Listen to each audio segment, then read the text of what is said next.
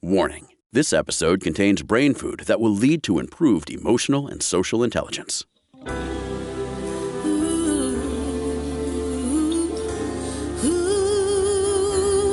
Give us 1 hour and we'll help you change the way you think about happiness.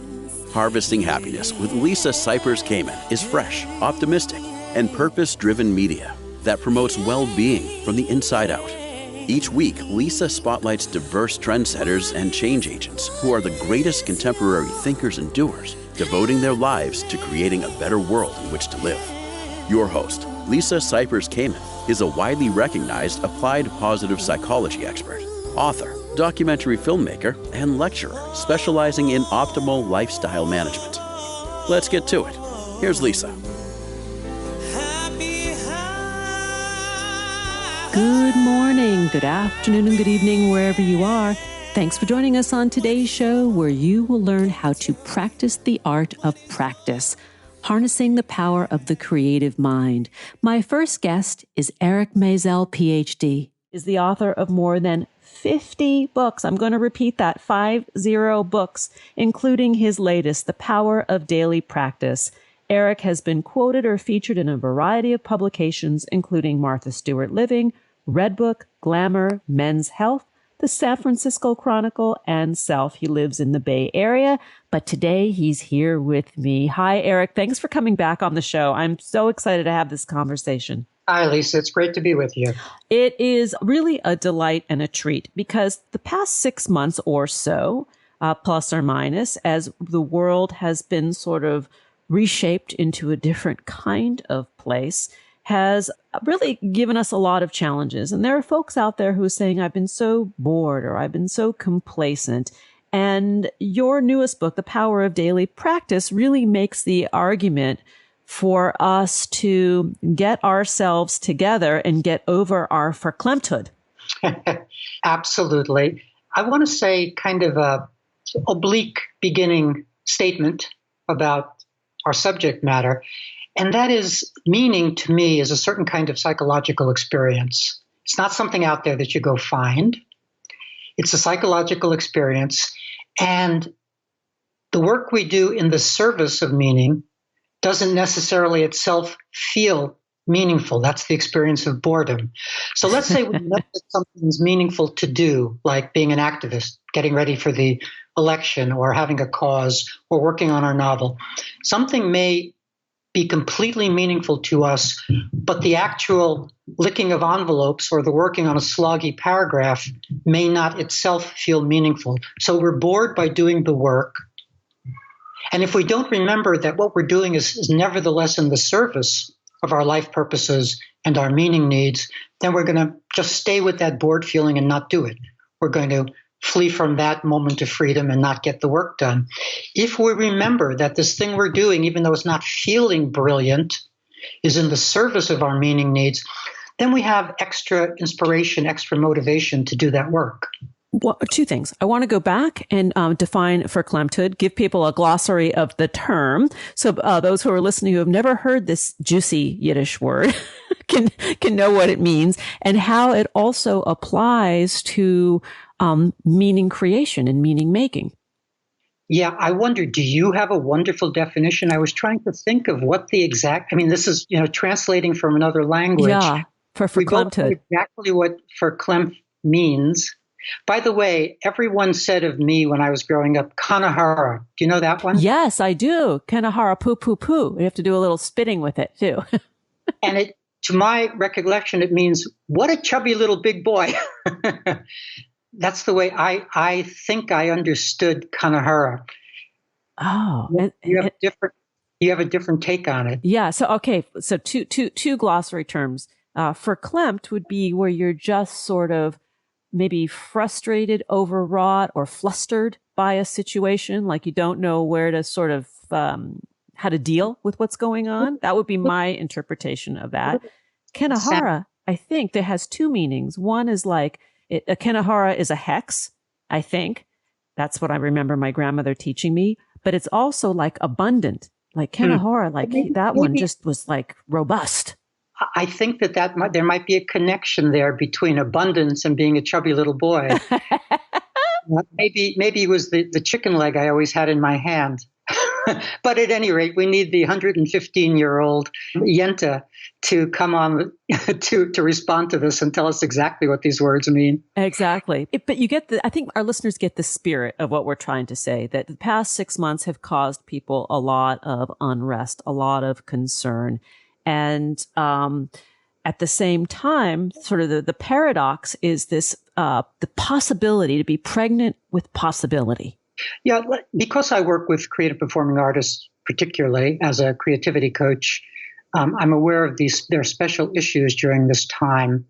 And I think the biggest takeaway I have from this time about creative performing artists is that they're very disappointed in their inability to use this extra time, that there's a sense in which they should have been doing more given the availability of time, but because they're so verklempt and because they're so distracted and disturbed by the universe, they're not able to sit there and do whatever it is they had hoped they would do. So there's like an extra level of disappointment going on for a lot of folks. I think that's why the idea of daily practice is so important, because it's a way of setting up your life such that whether or not you're interested in doing the thing on a given day, you just know to show up. You just know to do it. Tchaikovsky said, I'm inspired every fifth day, but I only get that fifth day if I show up the other 4 days. And there's something very important in that for my clientele, for creative performing artists, for anybody who's trying to get something done. You may only have that good day, whether to call it inspired or whatever. You may only have that good day on the fifth day or the third day or the seventh day, but we need to be showing up to whatever we consider important. We need to be showing up to that every single day. So when you talk about the fundamentals of a daily practice, what I hear you say is that it is the creating a foundation or a scaffolding for that fifth day of brilliance. It's that, and there's another bit to it that's super important, and that is, if you're trying to do something like write a novel, if you start to skip days, let's say you skip 2 days or 3 days, that's not a tragedy yet. But what happens is when you skip 2 days, you end up skipping 2 months or 2 years or 2 decades.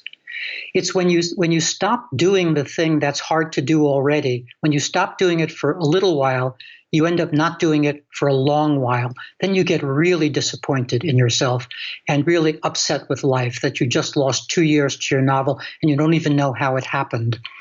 So I think that's another reason why daily practice is so important. As I say, losing a day here and a day there is nothing if we only lost that day or 2 days. It's how much time we lose the second we don't have a daily practice in place. So when you describe the daily practice, I think some listeners may be thinking this is some huge or special thing, but the specialness lies in the simplicity, I believe, of what you are suggesting. So break down what it means to have a daily practice. It's partly the simplicity. It's partly the seriousness. Let me circle back around to some basic ideas. I believe for a long time we've needed a paradigm shift from the idea of life having a purpose to the idea that we create our life purpose choices. We have to make decisions about what's important. That's the starting place, because daily practice is really connected to the decisions we make about what's important. Most people have a to-do list for every day, virtually all of which doesn't include what's actually important. So if you start your day around your life purposes list as opposed to your everyday to-do list, you'll discover that you can start to begin to organize your life around your life purposes. What do I mean by life purposes? It might be writing your novel, it might be activism, it might be building your career, it might be relationship building. There are lots of different things that human beings find important. Typically, there are only a dozen kinds of things that human beings find important. But if you don't actually identify what's important to you, then you kind of aren't living your life purposes because you're not doing that identifying. So to stop this long-winded bit, you figure out what your life purposes are, then you organize a daily practice around each of your life purposes. So it might be your creativity daily practice, which from my point of view ought to be your first daily practice for a variety of reasons.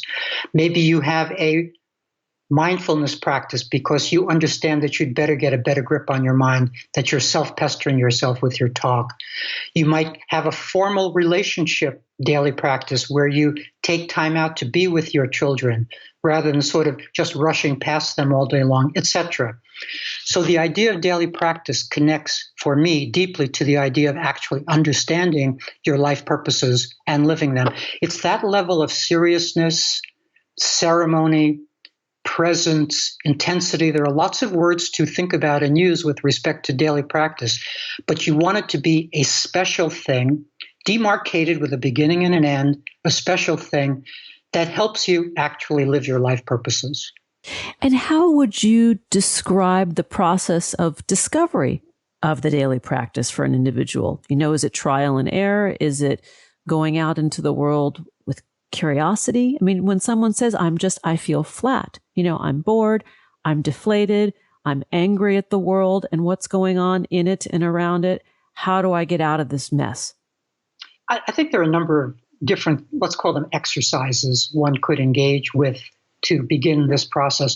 One is to simply make a list of the things that are important. But you have to do that sort of freeing your mind from the idea of what is supposed to feel important. For instance, for a lot of folks, their PhD program never felt important, never felt meaningful. It was a dutiful thing they had to do, but didn't actually feel important. Whereas holding their kid's hand crossing the street felt immensely meaningful. So it doesn't matter about the scale of things. The PhD program is a bigger, larger thing than holding your child's hand crossing the street. But holding your child's hand crossing the street may be the thing experienced as more meaningful. So I think a starting place is just to make a list of those things you've experienced as actually meaningful, as opposed to they ought to have felt meaningful. And this historical bit helps you understand what might prospectively feel meaningful. If that felt meaningful there in the past, that gives you something to think about as to whether to try it again. And sort of the practice makes permanent, and permanent really is the wrong word because nothing is permanent, but it is that continual practice that fosters this shift in happening. It doesn't, nothing we do comes with that kind of guarantee that we will experience it as meaningful this time around. It does not come with that kind of guarantee, but it is an opportunity to create meaning on a given day. I use two phrases, meaning opportunities and investing meaning, to talk about meaning, to talk about the value of a daily practice. So trying something new that we had experienced in the past as meaningful, but today we have a new version of it. Maybe it was hip hop back then, but now it's some blend of jazz and hip hop and who knows what. But we're using the past as information. And now we're saying to ourselves, I'm going to try a new song today. I believe I might experience it as meaningful. It might work out because I've had a history with parts of it. And so you show up without attaching to the outcome. It's so important that not attaching to the outcome part, because one of the ways we give up on daily practice is if we're, quote, not making progress, unquote. It's so built into us that we ought to be making progress that if our daily practice doesn't feel like it's supporting progress, we throw it aside. But that isn't the point of daily practice. It's not about making progress. It's about showing up and working on the thing, whatever the thing is. We're going to need to take a break. We're going to need to take a little thing. And then we're going to come back and rejoin the conversation with my guest today, Eric Maisel. We're talking about one of his newest books, The Power of Daily Practice, How Creative and Performing Artists and Everyone Else Can Finally Meet Their Goals. To connect with Eric and learn about his work, please visit ericmaisel.com, on Twitter at Eric Maisel, and on Facebook, Eric.Maisel. We're going to head out for the break, but before we do, I want to mention how much great food and happiness go hand in hand. Green Chef, one of today's beloved episode sponsors, is making my life a whole lot easier and tastier these days. Green Chef is the first USDA-certified organic meal kit company delivering fresh, clean, nutrition-packed, seasonally sourced hearty chow direct to your front door. Green Chef makes eating well a snap with affordable plans to fit every lifestyle, whether you follow a low-carbo, keto, paleo, vegan, vegetarian, or simply balanced meal plan. Green Chef has a healthy menu to satisfy your taste buds. Right now, I'm eating mostly plant-based to help boost my immune system and lower creeping blood pressure. My favorite Green Chef recipe to date is Jamaican fried rice with collards, kidney beans, rainbow carrots, pineapple, and mint. It packs a wallop of delicious flavor. I love the no-brainer convenience of Green Chef's pre-measured, portioned, and mostly prepped meals. They've taken the stress and mess out of cooking, giving me more time for fun and relaxation with my family. This really makes me happy. Here's some other good news. Green Chef is now owned by HelloFresh, another favorite show sponsor. This opens up bigger food horizons for our household and yours. Go to greenchef.com/90HH and use the code 90HH to get $90 off, including free shipping. That's greenchef.com/90HH and use code 90HH to get $90 off, including free shipping. So come on over and join me on Green Chef, the #1 meal kit for eating well. Now let's take that pause. We'll be right back, and that is a promise. To learn more about cultivating sustainable well-being at home and the office, visit harvestinghappiness.com and explore Lisa's experiential on-site brain fitness workshops, corporate programming, and speaking engagement services.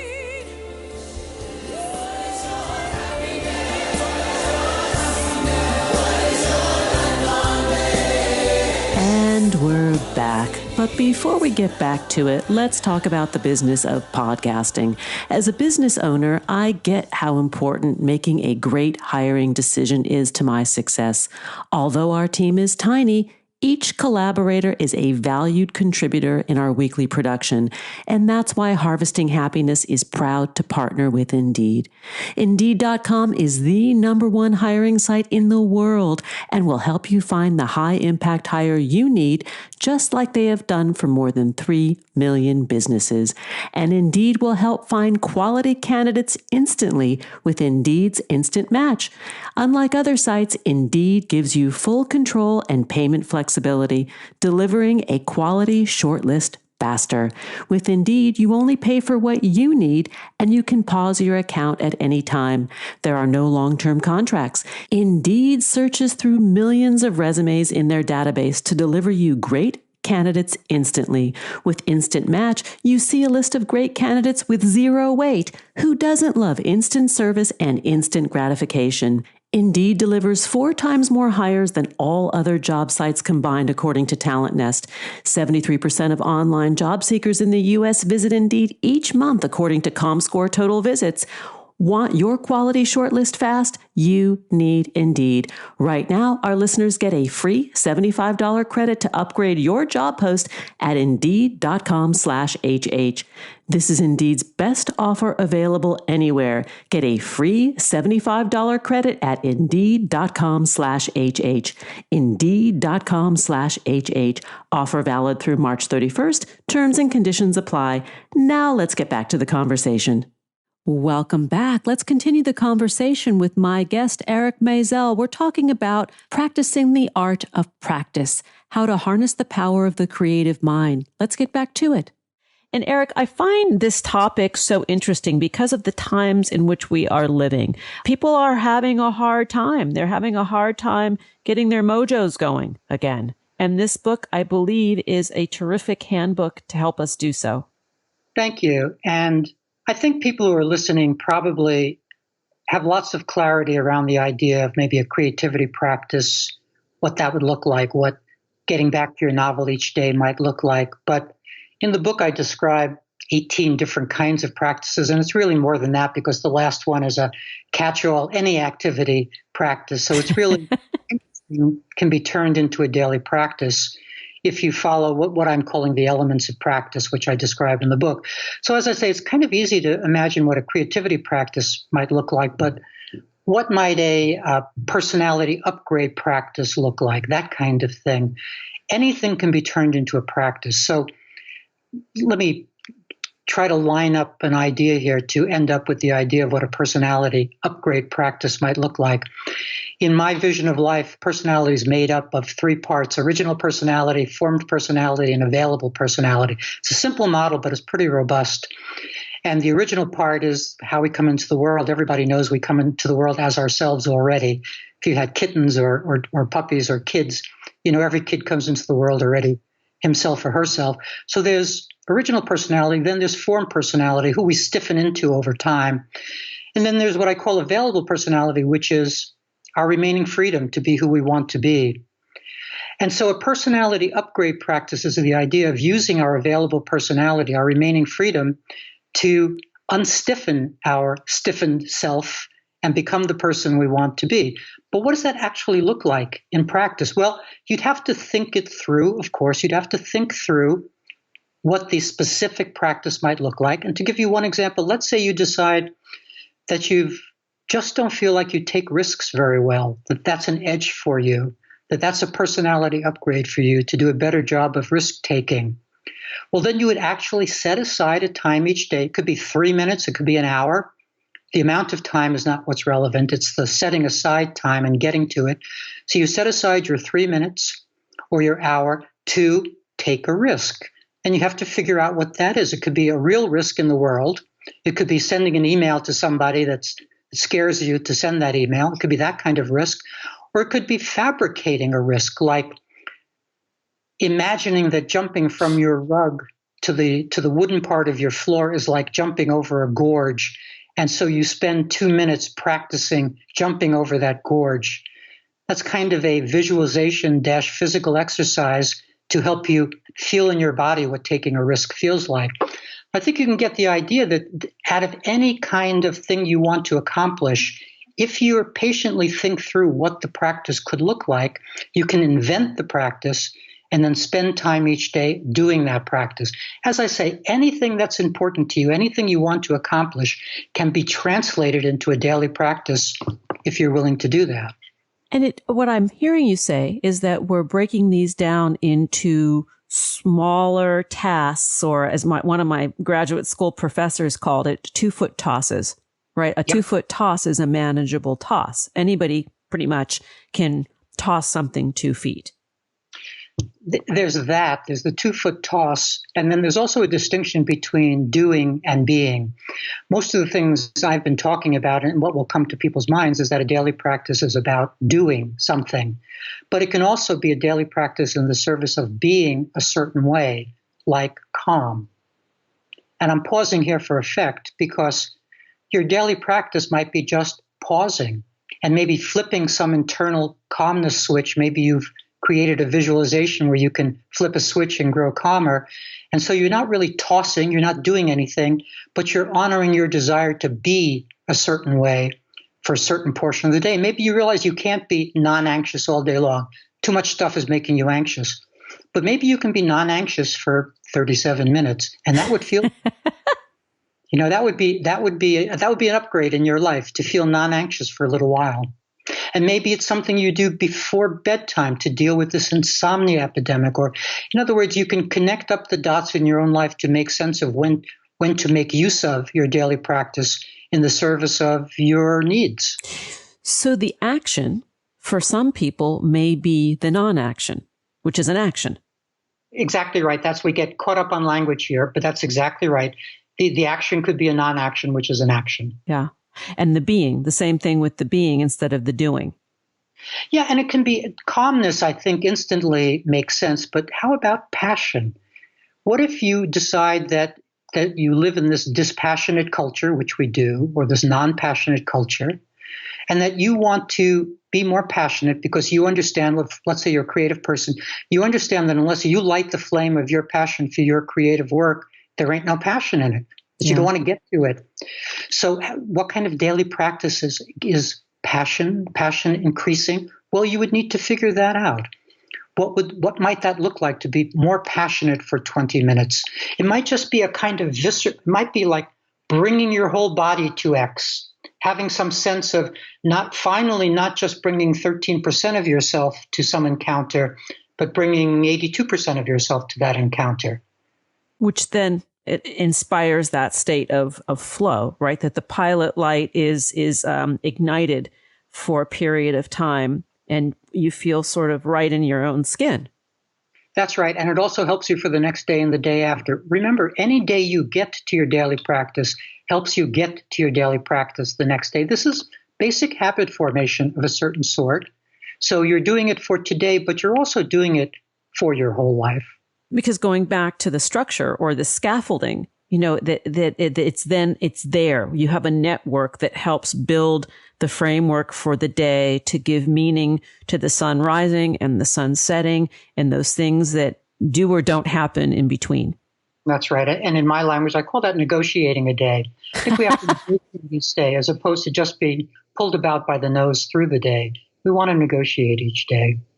Also, by the way, by daily practice, I mean 7 days a week, because I don't think our meaning needs end on the weekend. I think the weekend is rather artificial with respect to meaning and life purpose. There's if something is important to you, there's no reason to say, oh, it's Saturday, I get to not do this important thing because it's a Saturday. I think we all grew up with our Sabbaths, whether it was Saturday Sabbath or Sunday Sabbath, and not being allowed to cook on the Saturday or turn on electric lights or what have you, made those days so strange and unnecessarily strange from my point of view. And we don't have to live with that idea anymore. We can upgrade our vision of life to 7 days of meaning. Yes, the 7 days of sacredness or the 7 days of holiness, whatever that looks like to us individually, which again goes back to that meaning making, that why should we carve out that one day when the totality of our own experience can have those elements every day? Yeah, and something pops into mind, which is a little tiny bit off topic, but lots of my clients ask the following question. I have two loves. How do I get to them? I love writing and I love painting. How do I possibly get to them? Well, my answer is one has to be primary. You kind of have to know which is the thing you're really working on, so to speak. And that you do 5 days a week. And then on that Friday night, rather than thinking that Saturday is the Sabbath, on that Friday night, you give yourself a sleep thinking prompt like, what do I want to paint tomorrow? And you turn the Saturday over to painting. So that way you get the main thing done, you get your book written, but you also get to your painting at least once a week, which over the course of 52 weeks is a lot of painting. Yeah. To my mind, that's another sense in which we get to use time the way we most efficiently and effectively can use time. And time is not something we can manufacture more of. So it really is incumbent upon us to learn to make peace with time. But we can get out of our way better so that we do things, to use my language, sooner rather than later. Lots of people are taking an awful lot of time to do things which could be done quickly because they're second guessing their efforts, half doubting, perfectionistic stuff, needing to put a word in and take a word out endlessly. And so there's a way in which they're spending too much time on things which could take less time. And they would enjoy life more if they spent less time on that so that they ultimately got more of the things they wanted to get done. Something pops into my mind as you said that, and that is the practice of good enoughism. It's good enoughism, but I think I would maybe quarrel 2% with that. I think if we get out of our own way, we do excellent work. It's not even good enough. I think we do better work if we get out. I think we're doing worse work by puttering and by judging, yeah. And by doing and undoing and doing and undoing. Let me give you one small example of what I mean. It's a small example, but so as you say, I've written 50 books, and that's true, and I write in controversial subjects, mental health reform, this, that, and the other thing. I have never in my life replied to a criticism. And I just want to pause for effect there. Do you know how much time people are spending defending their position? So you get a 2-star review on Amazon, and they're starting to fight about it with the person. And so they're now not writing their next book. They're all embroiled in something which is not worth their time. You can never win those conversations or those debates or those fights. So I think and these are ways in which people avoid getting their real work done. That battle is partly to fight, but it's also partly to avoid the next encounter, the next encounter with freedom. That is a perfect place to pause because we're out of time. And I want to invite you back because to me, this subject matter is really fundamental to where we go next as individuals. And you have another book that you've written also entitled Lighting the Way, which I want to have you back to talk about that. And I think it really dovetails with this subject matter. We have a lot of work to do, but joyful work and passionate work and good work, right? It's practice. I think that's right. I think when people embrace this, they discover that they're actually happier. The book we're speaking of today is The Power of Daily Practice, How Creative and Performing Artists and Everyone Else Can Finally Meet Their Goals. My guest today, and the author is Eric Maisel, PhD. To learn more about Eric and his work and his 50-plus books, please go to ericmaisel.com, on Twitter at Eric Maisel, and on Facebook, Eric.Maisel. Eric, as always, it's a pleasure and an honor to have you on the show and, I don't know, talk about the meat of life. It's been wonderful being here, and can't wait to come back. Me too. We'll be right back. Did you know that happiness is actually good for your health? Happy people live longer, are more productive, and make better partners, parents, and professionals. Connect with us on Facebook at Harvesting Happiness and follow Lisa on Twitter at Lisa Kamen for a daily dose of inspiration.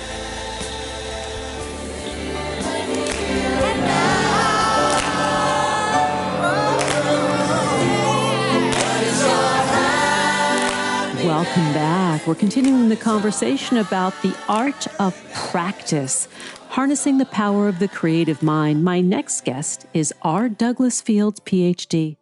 He is the author of Electric Brain, How the New Science of Brainwaves Reads Minds, tells us how we learn, and helps us change for the better.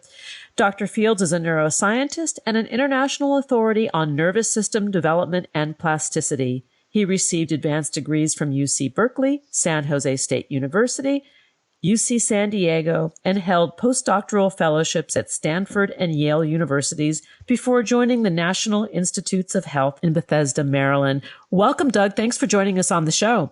Well, thank you. Thanks for having me on. Oh, it's a pleasure. We love talking about the brain over here. You have written several books. Electric Brain is the newest. Before that, there was Why We Snap. And then what was the first one? Yeah, the first one was called The Other Brain, and that's about glia, which are brain cells that communicate without using electricity and actually comprise 85% of the brain. Oh, wow. Well, that's another discussion. I want to focus on the electric brain, and then we'll come back to glia another time because that's pretty interesting. Let's talk about the electric brain and where it all began, the discovery of such a thing. Well, I think generally people have heard of brainwaves, but there's a lot of misinformation. I don't think people really, know much about them. And it's peculiar because brainwaves are not even taught in school. So apart from the science, there was this mystery underneath this whole thing to me. I mean, who discovered brainwaves? How come we don't know his name generally? Why was there no Nobel Prize? And so I went to investigate. And the first person to discover human brainwaves was Hans Berger. And he was a head of a psychiatric hospital in the early 1920s. This is in former East Germany. And he did all this research in secret on mental patients. And the amazing thing is he told no one what he was doing. And he didn't announce his findings for 5 years. So he didn't announce them until 1929. I think that's remarkable. And one of the reasons, there's several reasons, but one of the reasons is that people didn't understand them. But he also had these strange ideas about mental telepathy and psychic energy. So this was very much a fringe science at the time. Uh-huh. And when we talk about brain waves and relate it to psychic energy, I mean, aren't we as humans all just energy? I mean... Well, that's a great question. And that's exactly, if we go back to the turn of the 20th century, that's what Hans Berger was thinking. How does the brain work? So he had this idea that there's psychic energy, and it's different from the kinds of energy we're familiar with. So he believed that, in conservation of energy, so you can't create it or destroy it. So there must be an interaction between psychic energy and other kinds of energy. So he built all these devices to try and measure this interaction. He would measure changes in temperature and pressure in the brain, and eventually electrical activity in the brain, because he thought that there would be this interaction. But he he did some very unethical experiments. I mean, his original studies were done on people who had cranial defects. They'd had lost part of their cranium, for example, due to a gunshot wound. And he stuck thermometers in these people's brains and then would have them do cognitive tasks or arithmetic or stimulate their senses and try to look for a change in temperature. So he had this idea of psychic energy, and that's what motivated his research. Interesting. Prior to Hans Berger, was there an earlier scientist that attempted or was successful at recording brainwaves? Yeah. And before I relate that, I want to say I wanted to know why we don't know this person. And the story was that he generally know this person. And the story was that he had committed suicide in result of Nazi persecution. So he's in the mental hospital. Oh. And during World War II, the rise of eugenics movement, it all began in mental hospitals, forced sterilization. So he would have been right in the middle of all that. And it was later moved to concentration camps. So the story was he had committed suicide because he was persecuted. I went to Jena. I spoke to some historians there, went through his notebooks, and found out that was not at all true. That history is false. He was a Nazi supporter. And in fact, he was a high official involved in forced sterilizations. And it kind of makes sense. During the rise of the Nazism, if you weren't sympathetic to the Nazi Party, you were purged. So what happened is after the war, many of the people who were running the hospital were high officials of the Nazi Party. Then after the war, they covered up that because some of those people still stayed on there. So he committed suicide just because of depression. But to answer your question, he was not the first person. And in fact, a previous person was Adolf Beck in Poland, and he recorded brainwaves in the 1890s. He did this in animals, and he also committed suicide. But for different reasons. It had to do with the Nazis, but he was not a Nazi. He was persecuted. He was taken prisoner in World War I and appealed to Pavlov, the famous neuroscientist, for his release. After 2 years, he was released. That was World War I. Then World War II comes along. The Germans invade. They came to take intellectuals, including Adolf Beck, to concentration camps, and Beck committed suicide by taking cyanide, taking his own life rather than having the Nazis take it. So this is fascinating history. But there's one other piece. Beck wasn't the first one. Beck thought he was. The first person to record brainwaves was a London physician, and he did it in 1875. Now, in 1875, there's no electricity running through anything. We're trying to figure out what if you want electricity, you got to fly a kite or build it with batteries. How did this guy, a physician, record brainwaves? And I've gone through and read all his work, and he got everything right. It's amazing. Primitive equipment. There's no electronic amplifiers. He used what's called a string galvanometer. I could explain how it works, but it doesn't matter. The important thing is, here's somebody who made a discovery in 1875. He published it. He announced it. He spoke about it in meetings. Nobody got it. It didn't make any sense to anybody. And so it's forgotten for 50 years. And I think that's fascinating because today somebody has made a discovery. They've announced it. Nobody gets it. And it'll be forgotten for decades until we catch up. And I think that's a really interesting aspect of science. I agree with you. And is it that people have forgotten it, or they push it out of the forefront or consciousness because it's controversial, right? I mean, both of those things. They forgot it. Well, they didn't understand it. At that time, scientists were making great progress by using a reductionist approach, using a microscope and looking at individual brain cells, trying to find, different parts of the cortex, cerebral cortex that do different functions. And here you have a guy who sticks 2 electrodes on the whole head and starts to make measurements and make some sense out of it. And people just didn't understand it. So that's a big part of it. The other part of it is, people were not aware of the work. It didn't resonate, and it gets forgotten. You break the book up into 3 parts. The electric brain is, there are 3 parts, right? So you explore the history in part 1. In part 2, you go deeper into the understanding of brainwaves. And I would love for you to talk a little bit, explain to us what happens with our brainwaves. Right. So, the book's in 3 parts. They're really 3 different treatments. After the historical part, the discovery of brainwaves, then we ask the question, what are they? And That's actually the reason I wrote the book, because this is a pivotal moment in neuroscience, and it's so fascinating. What brainwaves are and what they do is controversial. This is at the forefront of neuroscience right now, and it's cleaved neuroscientists into two camps.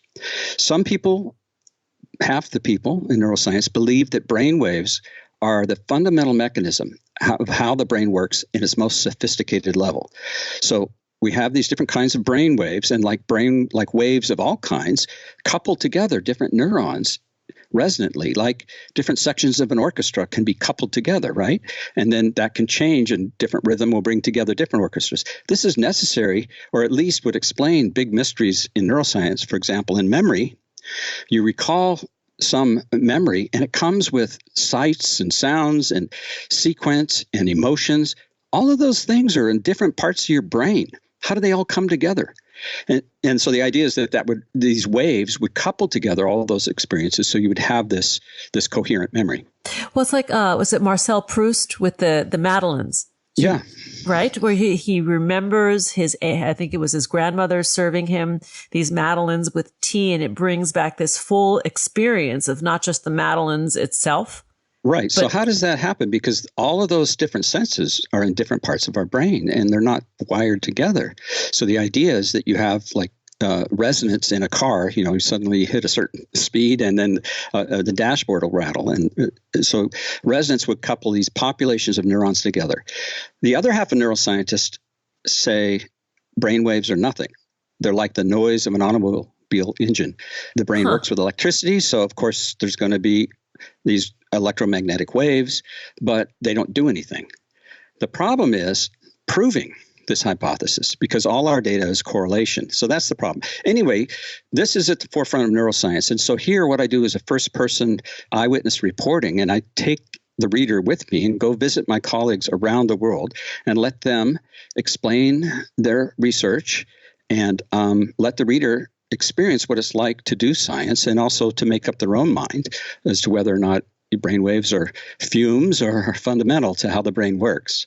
That's part 2 of the book. And there we talk about, consciousness and brainwaves and sleep and brainwaves as a way to show strong evidence, and also memory and brainwaves, strong evidence that brainwaves do have this fundamental function. And then part 3 is about harnessing the power of brainwaves. Whether you believe brainwaves are functional or fumes, doesn't matter. Everyone in neuroscience totally understands that they're reading brainwaves, analyzing brainwaves are critical for many different aspects of diagnosis, not only neurological illnesses, but psychiatric conditions, and even being able to characterize and know what kind of mind you have, so that you can read a person's brainwaves for 5 minutes and know their IQ, their personality, know what they're good at doing and what they're not so good at doing. And this is going to change education, career choices. It's going to change society. And also part 3 is then about how to harness this power, how to change your brainwaves to improve cognition and relaxation, and through brain stimulation. Or neurofeedback. Yeah, I'm going on. Sorry. No, we're going to take a break, and I want to go back to something that you said about taking a sampling for 5 minutes of someone's brain waves, and it being so revelatory. So just hold that, and I want to come back to it when we come back from the break, because that is huge news. So to learn more about the work of Dr. R. Douglas Fields, please visit his website, and I'm going to get that for you now, rdouglasfields.com, on Twitter at rdouglasfields, the number 1, or it looks like it's rdouglasfields.1. The book we're speaking of today, which is a pretty amazing read, is Electric Brain, How the New Science of Brainwaves Reads Minds, Tells Us How We Learn, and Helps Us Change for the Better. Here comes the break. We'll be right back. Who says money can't buy happiness? Whether you are a skeptic or seeker, check out Lisa's new book. Are we happy yet? 8 Keys to Unlocking a Joyful Life, a boot camp manual for greater emotional fitness, is available at Barnes & Noble, Amazon, IndieBound, and HarvestingHappiness.com. Here's a truth bomb. Emotions are contagious, and happiness is a universally desired state.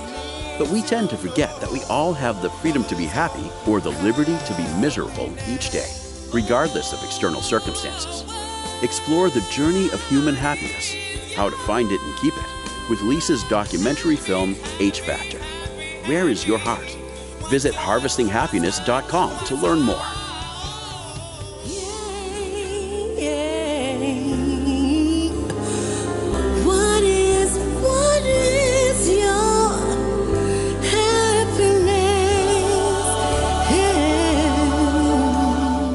Welcome back. We're talking about practicing the art of practice, harnessing the power of the creative mind. Let's get back to the conversation with my guest, R. Douglas Fields, PhD. And Doug, I have to say, after talking with you for a little bit, I'm really understanding how we are at the new frontier of medicine with this, really understanding the importance of these brainwaves, whether you call them, what did you say, fumes, or what was the other word that you had Functional used? or fumes. Yes. Yeah, I think, people know about them with neurology, epilepsy, for example, but people don't understand that this is really going to be transformative. And talk a little bit about how the actual construction or the reading of the brainwaves is revelatory. In addition to revealing neurological illnesses of all kinds, it can reveal psychological illnesses. That's what's really interesting. But even more interesting is that it can reveal the kind, it being 5 minutes of measuring your brain waves while you sit doing nothing but letting your mind wander, can tell researchers what kind of mind you have, what kind of brain you have, how it's wired, what are its strengths and weaknesses, what you can learn and what you're going to have a hard time learning, your personality, your IQ. So I'll give you an example. I went to a laboratory at University of Washington in Seattle. Chantel Pratt there claimed that she could measure brainwaves for 5 minutes and determine whether or not you would have a hard time learning a second language. So she did that, measured my brainwaves for 5 minutes. She comes back, clicks the keyboard and says, well, it's a good thing you're an American. No French for you. No. And I studied German and Spanish. It just didn't stick. But you see, we're being able now to understand the brain circuits that carry out these different cognitive functions. So we understand language. And so we can now monitor these with EEG, but also other non-invasive methods, fMRI and infrared spectroscopy. You can measure a child's brain, preschooler's brain, and then predict how well that child will be able to read after he or she goes to school. I mean, how's that going to change career choices and just learning? How we teach our children, just how we do the teaching, even. Well, it's a little scary. I'll tell you, it was creepy to have Chantel say that I couldn't learn a second language, and also, we like to feel that we're not limited by our biology, that we're limited by our drive or something, determination. But, we've already faced this with the body, right? And, do you want to know if you have the gene for breast cancer or Alzheimer's? Me, I think, not really. Well, some people do, some people don't. I know that they do. And I think it's great that the technology exists. But you said something to me on the break that just really blew me away. And that was through observing the brainwaves, you could determine the efficacy of a certain treatment. Sure, you can measure brainwaves, and a new paper just came out, determine whether or not you will respond appropriately to medications for depression, for example. Which is amazing, because up until now, medications were it's trial and error. You're going to take this, see if it works, give it 6 weeks. Meanwhile, you're hanging on by your fingernails for some people. And I say this from witnessing it with clients in my recovery work, right? Just they want relief, but you don't know if you're going to get it until you wait it out. And here you're saying you can tell before. Yeah. So I think being able to monitor electrical activity in the brain using all these non-invasive methods through the scalp will do for brain science and for psychology. What biochemistry did for the body. You go to the doctor and they do a test of your blood, chemical test, and they say your cholesterol level's high, you're going to have a stroke unless you take some action. That is what we're on the verge of with the brain. And just think how that's going to change, because we don't have good ways to diagnose or adequate ways to diagnose psychiatric illnesses. The ways we have to treat them now are not, the drugs are not ideal. They often don't work. They have side effects. They affect every cell in the body that, is sensitive to that drug. Psychosurgery's got all kinds of problems. ECT works for some people, not for others, but that's electroconvulsive shock therapy, but it has side effects. So the ability to diagnose through the scalp, but also control through brain stimulation these circuits. It makes much more sense to be able to go in and control specific circuits that are malfunctioning in schizophrenia or any sort of disorder. And there are many ways to do that. Of course, you can do that with implanted electrodes, but there are new non-invasive methods to control electrical activity in the specific circuit. That's where we're going, and I think that's really going to be helpful. Is that where TMS comes in? Is that part of that treatment, the transmagnetic cranial stimulation? Absolutely. So that's one way. And as you know, that's approved for treating depression and migraine and pain. But there are other ways. You can just put a DC or an AC current onto your own scalp. And, the Army is using, or the Navy and Air Force are using this to train military personnel. You can enhance cognitive performance. You can buy those things on the internet, these brain direct current stimulators. You can even make them yourself, do it yourself with 9-volt batteries. We're not the way to say. I think you need to give the disclaimer. We're not prescribing or endorsing. No, I'm not saying you don't try this at home. Not a good idea, and you are going to be a guinea pig. So it's not, but there are new ways, also ultrasound. And this is being used for brain-computer interface, for controlling prosthetic devices, for transmitting information from one brain to another brain. In fact, from a human brain to an animal brain. That can be done by picking up brain waves in a person, and when they make the intention to make this tail on a rat flick, they can stimulate that neuron in the brain of the rat with ultrasonic stimulators and make that rat's tail flick. So you can transmit the person's intention even across species. Wow. I have a question. If somebody is challenged either with mental health issue, substance abuse, we talked about this sort of being cutting edge, the new frontier, even with addiction medicine. Where would somebody go right now to be part of a study or to learn more about this? Besides buying the book, which I highly encourage everybody to do, Electric Brain, How the New Science of Brainwaves Reads Minds, tells us how we learn and helps us change for the better. But sort of practical, somebody wants to get involved and to learn more about their brain performance. Well, there are practitioners for neurofeedback who are trained, and they can help. You can learn to control your own brain waves. But what I'm talking about now is primarily cutting-edge science that is taking place around the world, and it's in research laboratories. It's destined to come out in medicine very soon, but it's not, with a few exceptions like TMS, which you mentioned, it's not available yet. I mean, even neurofeedback in many places, most places, is not covered by insurance. But we have a problem that, researchers are way ahead, as always, of the practitioners. They've got the best equipment, they've got the money, they've got the staff. The doctor's not going to be able to have a fMRI machine in his or her office. Yeah. So this research is showing us the future. It works. It's there. We're learning more about all of these things and how to diagnose and treat by measuring brainwaves and controlling brainwaves. But it's not quite there yet. And the other problem is, I mentioned, you can buy machines on the internet and do neural feedback or brain stimulation. So you now have a mixture of people with different protocols and understanding mixed in with, some hard science, which makes it hard. So you're not always sure what you're getting? Is that what you're saying from a quality control perspective, or? Yes. And that's largely because this area of science hasn't been really funded.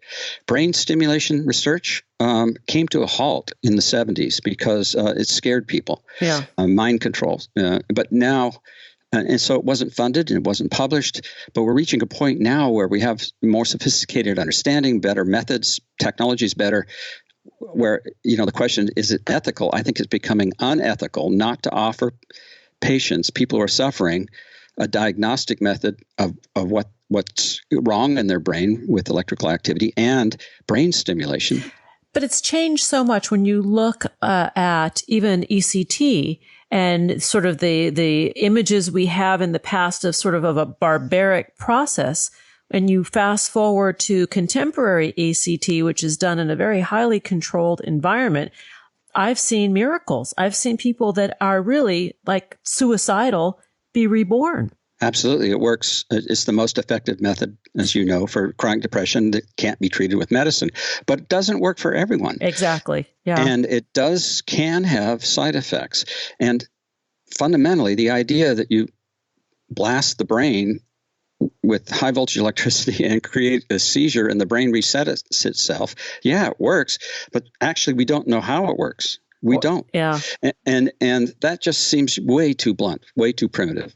And so that's where we're moving now, is to getting more understanding, more specificity. That's a clue, but that's not where we want to be. That's not what we want to be doing. Well, and I think that's what's so hopeful about TMS, the Transmagnetic Cranial Stimulation for treatment-resistant depression, that it is non-invasive and people are having very good results with that. Well, also, deep brain is, in addition, I agree with that. Deep brain stimulation as well, where you put electrodes in the brain. That's become accepted now for Parkinson's. That's yes. used. But doctors are using that for all kinds of psychiatric conditions. And we don't have the biological understanding. I mean, we don't really understand what's wrong. For example, laboratory animals are a very poor model for psychiatric illness. All right. Is there a schizophrenic mouse? I don't know. So the doctors don't Never really met have. One. Never met one. Have you? They don't really have the background, don't have the biological knowledge to know where to put their electrodes exactly and how to stimulate, but they're doing it because it works. It helps their patients, and they can't wait. I've talked to some doctors who said, we just can't wait. And it's transformative for some of these people. So deep brain stimulation is being used as well as TMS. And eventually, that's where this field's going. We're going to manipulate the brain in the same way we manipulate the heart with electrical activity with a pacemaker. Yeah. And less invasive, more effective treatments, more cost-effective treatments probably at the end of the day, once we get a little bit more advanced with the technology and acceptance of it as a form of treatment. Yep. To me, this is fascinating, and I'm not advocating anybody do any of these things at home, but I think the idea of being able to map out what our brains are putting out to have a greater understanding of ourselves offers a lot of hope and promise for a lot of different things. I think some of the work that Marcel Just is doing at Carnegie Mellon is very, very impressive and pioneering. So he can use fMRI and determine what a person is thinking, what they're reading, what their emotion is, what number or object they're thinking of. And he has been able, in his most recent work, to apply that to determine what a person is going to do. If you know what they're thinking, then you can predict what they're going to do. So, Marcel says there's nothing more private than a thought, but that's no longer true necessarily. Oh, well, that's scary. That makes me want to have a whole other talk with you about the ethics of this. Yes, that's a big question. The ethics are a big question. I touch on that in the book. But he can tell whether a person is having suicidal thoughts, and I think that's remarkable because that can be life-saving if you can have that capability. But you talk about ethics. This is done by comparing a person's brain response to hearing words like death or happiness. And if you're suicidal, your brain has a different response compared to the normal Makes person. Sense. It makes perfect sense. When I say normal, I mean the average of a large population. But at what point do we take somebody and incarcerate them or put them in a hospital because their brain activity is deviating from what's considered normal? We've got, I don't have the answers, but we've got a lot of ethical questions that we're not going to be able to avoid because this technology is here. Wow. My guest today has been Dr. R. Douglas Fields. He's a neuroscientist and international authority on nervous system development and plasticity. He's the author of Electric Brain, How the New Science of Brain Waves Reads Minds, Tells Us How We Learn, and Helps Us Change for the Better. And this has been an amazing, eye-opening, mind-expanding conversation, Doug. Thank you so much for joining me on the show today. And we're going to have to come back and talk about more because this is pretty amazing stuff that you're sharing. Thank you. Thank you. I really appreciate the opportunity. Nice talking with you. Well, love talking with you. To learn more, please visit rdouglasfields.com, on Twitter at rdouglasfields.1. Here comes the break. Thanks for joining us on Harvesting Happiness today. This is Lisa Cypers Kamen and my guests, Eric Maisel and R. Douglas Fields, wishing you kind thoughts, kinder words, and the kindest of actions. Until next time, remember, happiness is an inside job. Happiness is your inside job. please go out and rock your day. Keep harvesting your own happiness anytime and anywhere from the comfort of wherever you are. Subscribe, listen, and share hundreds of downloadable episodes via our free app or from our libraries at toginet.com, iTunes, Google Play, and other fine podcast platforms. To learn more about Lisa's global consulting services, please visit harvestinghappiness.com. Spread more joy by liking us on Facebook at Harvesting Happiness and following Lisa on Twitter at Lisa Kamen. Harvesting Happiness is produced in collaboration with TogiNet Radio, KBUU Radio Malibu.net, and is available on PRX, the Public Radio Exchange.